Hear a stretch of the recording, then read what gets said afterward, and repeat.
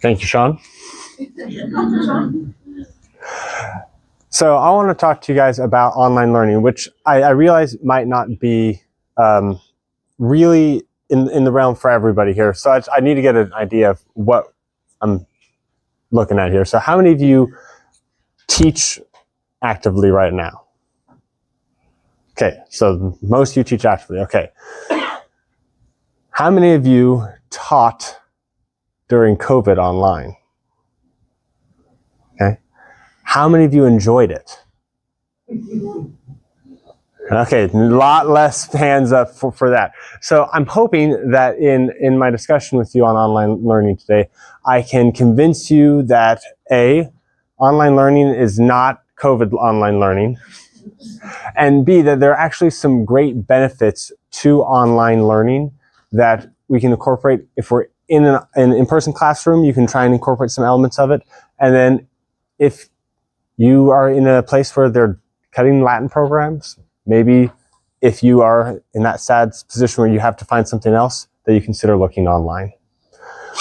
So I'm just going to talk about 4 challenges that I think we're facing with teaching the classics in general, whether that's teaching Latin or teaching the classics historically.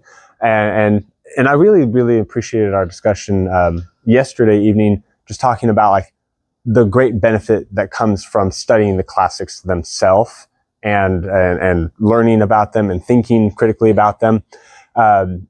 So the 4 issues that I'm seeing that we are generally experiencing in education are, we're stuck in this Dewey model. For those that need me to explain that, potentially, we got the Dewey decimal system is one thing he's famous for, but the other one is his influence on education, which has kind of like streamlined us towards a job, which is what we were talking about with like, okay, you're going to college to get a job. Like, well, how about you just go to college to get an education, to actually learn something? So we're stuck in that model, often by state mandate, which is an issue. And then we have the AI is going to replace us all, right? We won't even have a job anymore because AI will just do it for us. And then we've got the hyperlocality of classics. Like, you guys are all teaching classics, but the next school district over, the next charter school over, the next whatever school probably isn't. Or any other type of classics. Most schools are just not engaging in the classics at all. And then challenges with finding teachers who have their heart and their mind engaged in the classics and want to continue to teach that. So I think a solution, not the solution, but a solution can come from online learning. I love this quote: "Educating the mind without educating the heart is no education at all." Aristotle, probably. He actually didn't say that. It's one of those things that, like, when you look it up, no one actually ever said it, but somehow it ended up as being attributed to somebody. The same thing happened, fun fact, with Abraham Lincoln and the sharpening the axe story. You guys ever heard that one? I'd spend 6 hours sharpening my axe to cut down a tree. He never said that. But the internet says he did. All right, anyway. So, problem number 1, we're stuck in Dewey. We've got this, we're just going to take the kids from one grade to the next to get them to be good.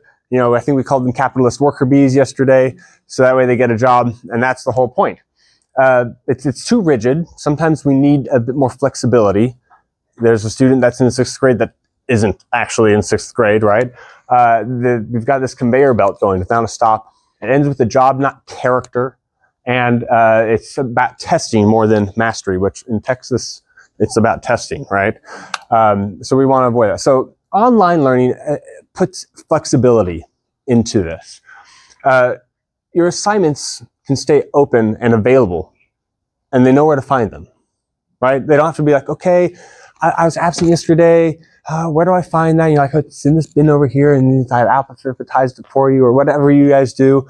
And then I ran out of copies. I'm sorry. It's right there. Okay. And they can go back and they can find it and they can work on that until they have mastered it. Then you have easy adaptation of assignments. All right. So scholars' needs, wherever they are at, might be down here, might be up here. You can, in like a comment section, say, this is how I'd like you to approach this assignment. So that way you can access this assignment. And it's right there. They don't have to ask you again. They don't have to check in. It's right there for them to access all the time, knowing what they need. Feedback. I'm able to put the feedback for them in one place that they can find every single time.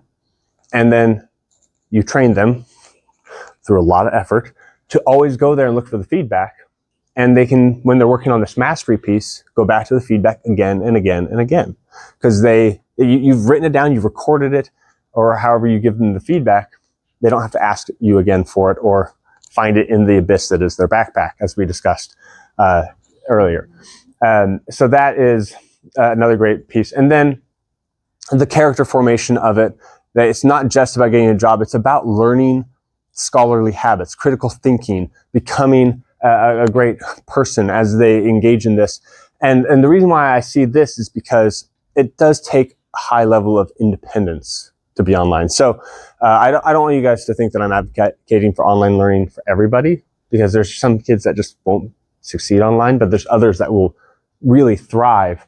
And one of the great benefits for them doing this is they get to learn how to take control of their own learning. So that's how I think it's going to help us solve that Dewey problem, because we're having that flexibility piece going around and we're able to meet them where they're at. The next problem that we're seeing is this AI thing. Like, AI is going to replace us all. But the thing is, AI is a tool, not the teacher. Okay? It's not a human. It can't make those human connections. As much as people are starting to think that it cannot make a truly human connection. So online helps us to do this. Now, once again, we can do this in person, but what I love about online teaching is that you can have more one-on-one time. How many of you would love to have just spent 30 minutes one-on-one with a student? Not during your lunch break. I think that's a key piece. When I'm online, I make a video once giving the basic instruction instead of repeating it 6 times in a day. So they can watch it. And then the time that I saved not doing that 6 times, I get to spend working with students one-on-one. I'm able to give them that personalized time that they need. I had one student who was flat out failing, just doing terribly. And I told him, if you will meet with me for 30 minutes, 3 times a week, I will get you to the mastery level you need to be able to pass this class. Not with an A, barely, but I can help you.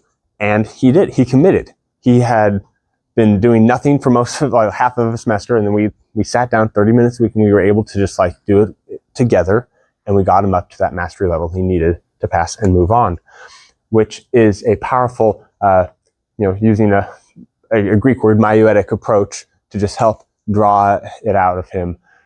As he had it in him, he just didn't have those basic skills, once again, yet to work on it independently, which was a powerful experience. I have more time to give feedback. Okay. I've made the video once. I'm not doing it all the time. So I'm able to spend time, a couple of hours during the actual school day, just focused on giving feedback. Now there's more to give feedback on, because I'm not just walking around a room doing, quick assessment here and there, but I'm able to really focus on that time. And that is a powerful way to build my connection of mentorship with this student, as opposed to, okay, check, let's move on, let's go, So I think that is a beautiful benefit of online learning. And then this is kind of a counterintuitive one, but I've discovered that the students that I connect with online, I actually have to connect with deeper than the ones that I can just be like, hey, give me a high five in the hallway, right? That's a great connection piece, but I have to know a lot about them. I have to know all of their interests, all of their, pain points, all of the things that they really love and don't love about school, to really build that deeper connection with them, because I can't have that just physical connection with them. So if I'm going to connect with them online, especially those students who wouldn't come out of their shell in an in-person setting, I can really connect with. I have one, will not speak to me in class, won't say a single thing, and it's part of a social anxiety thing. But then, get her one-on-one, ask her about cheerleading, and she will just light up, and it's a fantastic experience, because I can meet with her one-on-one during our mentoring time and make that connection with her as well, which is lovely. And then building deeper assignments. I have seen this, the power of this, because when you have those students who are just, they got it right in the first 5 minutes, but you have 30 minutes to do something, they get bored. They usually end up causing a problem, right? And they're not being challenged where they need to be. But it's really hard to like say, okay, now you can do this. Well, and I have to stop and give you some instruction, but I need to help these students, right? But in the online setting, I'm able to just put in the assignment, do this next when you're done. And it's optional, you don't have to. But the number of students who take me up on that and say, oh, I want that next thing, I want that next step, is shocking. Even students that are not like wow, you're amazing, just from day one students, but the ones that are just like, I'm just a student that's here, but I see this challenge you're putting down, I'm going to take it. It's a really great way to extend their learning further without having to try and juggle and balance that in the classroom, which can be quite difficult. So just having this, I can take it a step further. Oh, sorry, something else I loved about this. So I was talking a lot about struggling scholars with mentoring 101, but it can also go with this extension piece. So we have a program which is like a music composition piece, because it's hard to do like actual band online. But anyway, so there are some limitations, of course, but it's a musical composition thing. And we have a student who wants to be a composer. That's like his goal in life. So the music teacher created an entire class section just for this one student on music composition. And the whole class is write something, come, we're going to talk about it, play it, and look at it. Here's my feedback. Go change it and come back. And it just gets to be a back and forth between, one teacher and one student as they are learning this together. So that's a fantastic way that our teacher having that kind of time allows him to really develop this student's passion. Okay, and then another issue that we're facing is the locality of, you just have you can teach Latin in one place with one set of students, and then teachers. We have those two different like a limited talent pool. Like there's not as many Latin teachers as we'd like. I know that Jenny was expressing like, where do I find Latin teachers? And then also just getting enough students that want to take it. Online learning can solve these problems by bringing the students that want to take it and the teachers that want to teach them together. So we've got increased enrollment opportunities for teaching when you're online. I think one of the biggest ones is rural settings. There's a lot of rural students who will never have access to classics because they're struggling to just keep their schools open. And as well as they're often homeschooling in a lot of these places. And the online connection can allow us to connect classics with these homeschooling, whether they're in like a city or in a rural area, and then just the rural students don't have access. So where I live in Lubbock, as far as I'm aware, there is not a single school that teaches Latin anywhere nearby. So I had to get my son into an online program to have him get to engage with the classics. He's in third grade, so he's not like deeply engaged with it yet, but I wanted to be in a program where he's going to actually get the classics, which I'm very grateful that we have. Great Hearts has an online program here in Texas. Founders has an online program here in Texas. But those are the only two that I found. I could not find a single other online program that had a classics base in there. So there's opportunity, there's growing demand, and we can help fill that demand in online learning. And then expanding your talent pool. So we are fortunate. So I teach for John Adams Academy Online, as Shaun said in my introduction. It's not located in Texas. It's in the Sacramento, California area, but we are able to pick the best teachers from everywhere. So I obviously live in Lubbock, and I'm teaching there. Our Latin teacher is in Dallas. Maybe you guys have heard of Nathan Sadasovin. I'm not sure if you guys have met him, but he's a Dallas Latin teacher, and then he moved online. And he is working for us now, and he's fantastic. He's actually, I make fun of him. I say, you're my closest friend geographically at work. And, that's always fun. But so, we're able to have that. And what's great about this is we've had teachers in our in-person program who have had to move. They couldn't stay with the in-person program anymore. And they moved to Iowa. And we say, well, we'd still love to have you. Can you teach online? So having that, relationship where we can keep great teachers is fantastic. And then I'm able to spend time as an online teacher cultivating my own professional practice by going in and viewing other teachers and what they are doing with that time that I have. It's much easier for me to audit another teacher's class when it's not like, oh, I can spend my prep period, preparing or viewing this other teacher's class. I'm probably going to prepare, right? The online allows us to easily go in and view each other's classes, and we're encouraged to do that, or even just record it and watch it at another time. It's really simple to do it that way. And then a lot of time for my own personal development. I can spend time learning my craft and my content myself. So this is a beautiful thing about online learning because it allows the teacher to develop in many meaningful ways. So those are my big ideas, and I'm just going to kind of riff and then talk about this stuff here in a second. You guys are in person trying to teach Latin, and I realize that in a lot of ways, online learning might not make sense to you. I think that you can use some of these principles, though. I do think that there's more and more demand for just like computer literacy with our students, and the ability to have them do work through computers in online platforms can reduce your grade load in many ways, which will free up your time to be able to spend more time working with the students. I think that's one thing that we could all do is move more in that direction, as that's what's going to be demanded of us more and more as more technology access comes forward. But also, if you're at a charter school or a private school that doesn't have an online program already, you can consider adding it and talking to your administration about the possibility of doing that. If you're at a public school, they have online programs for public schools. If you are not convinced, Fort Stockton, which is middle of nowhere, West Texas, not sure if you guys ever heard of it, has an online program that is many multiples bigger than their in-person program. So if your school is like, what are we going to do? How can we grow these programs? How can we make it make sense for this teacher to keep teaching? Consider an online program. It's something that can benefit your school financially. Hey, administration, you want a way to make more money for our school?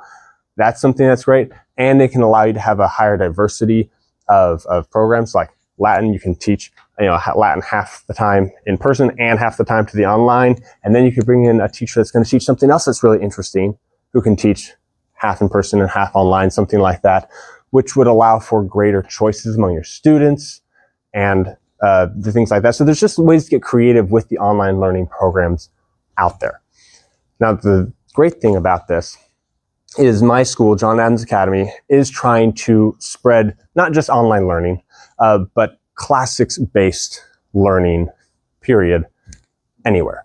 So the AC Lyceum, it's American Classical Lyceum, is an organization that's sponsored by my school to spread this anywhere. All right, so right now we're building a school in Colorado that's going to open up next year.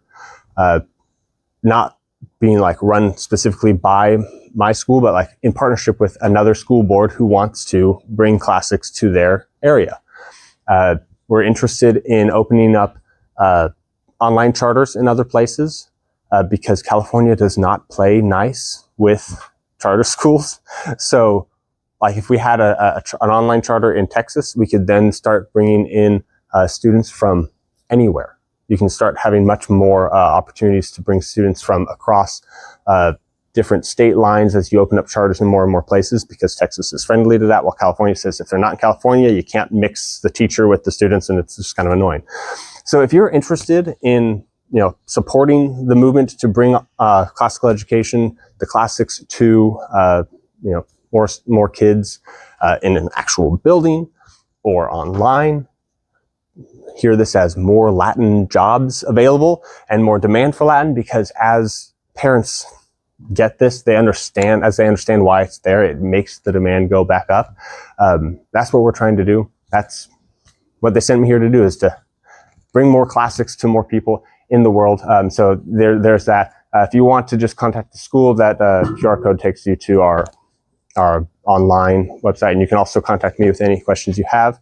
But I want to finish by saying I've loved getting to meet this fun, tight-knit community of Latin speakers. I do not speak Latin or read Latin or anything like that, but I really love how you guys are working together to not only just spread the Latin language, but spread the classics and the way of thinking about it. And I just want to tell you, in all of your endeavors, please excuse me if I say this wrong, fortuna vobis faveat. Yeah.